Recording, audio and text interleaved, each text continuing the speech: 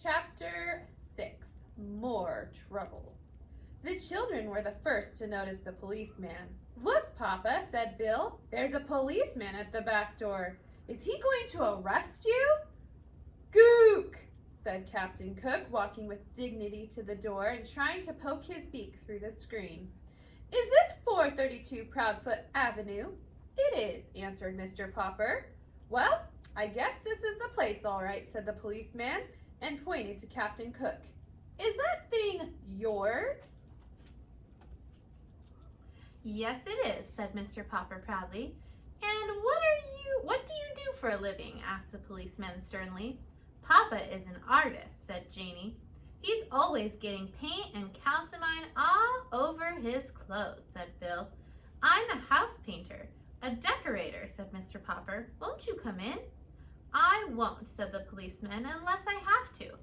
"Ha ha," said Bill. "The policeman is afraid of Captain Cook."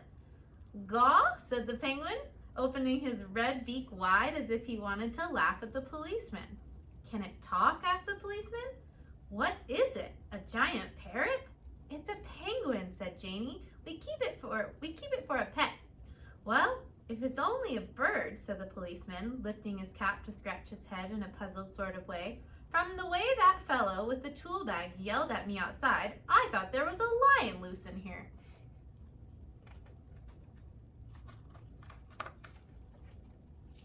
"Mama says Papa's hair looks like a lion sometimes," said Bill. "Keep still, Bill," said Janie. "The policeman doesn't care about Papa's hair looks." The policeman now scratched his chin. "If it's only a bird, I suppose it will be okay if you keep him in a cage." "We keep him in the icebox," said Bill. "You can put it in the icebox for all I care," said the policeman. "What kind of bird did you say it was?" "A penguin," answered Mr. Popper. "And by the way, I might want to take him walking with me. Would it be all right if I kept him on a leash?"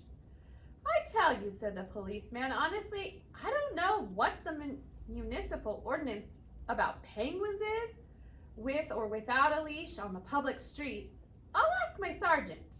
"Maybe I ought to get a license for him," suggested Mr. Popper. "It's certainly big enough for a license," said the policeman. "I tell you what to do. You call up the city hall and ask them what the ruling about penguins is. And good luck to you, Popper."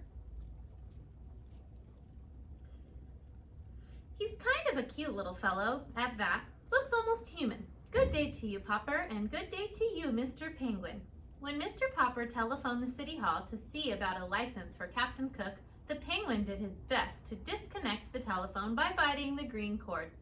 Perhaps he thought it was some kind of eel. But just then Mrs. Popper came back from the market and opened a can of shrimp so that Mr. Popper was soon left alone at the telephone. Even so, he found it was not so easy to learn whether or not he must get a license for his strange pet.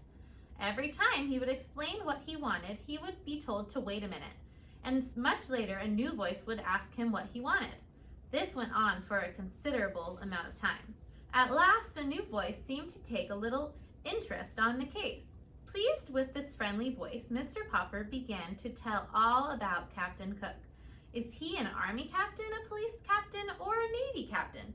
"He is not," said Mr. Popper. "He's a penguin." "Will you repeat that, please?" said the voice. Mr. Popper repeated it. The voice suggested that perhaps he had better spell it. "Penguin," said Mr. Popper. "Penguin." "Oh," said the voice. "You mean that Captain Cook's first name is Benjamin?" "Not Benjamin, Penguin. It's a bird," said Mr. Popper. "Do you mean," said the phone in his ear, "that Captain Cook wishes a license to shoot birds? I am sorry. The bird hunting season does not open until November, and please try to speak a little more distinctly, Mr. Topper, did you say your name is?" "My name is Popper, not Topper," shouted Mr. Popper. "Yes, Mr. Potter.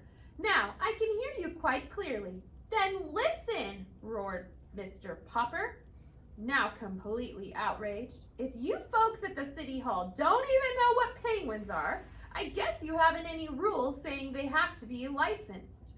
I will do without a license for Captain Cook. Just a minute, Mr. Popwell. Our own Mr. Treadbottom of the Bureau of Navigation of Lakes, Rivers, Ponds, and Streams has just come in. I will let you speak to him personally. Perhaps he knows this Benjamin Cook of yours. In a moment, a new voice was speaking to Mr. Popper. Good morning. This is the Automobile License Bureau. Did you have the same car last year? And if so, what was the license number? Mr. Popper had been switched over to the county building. He decided to hang up.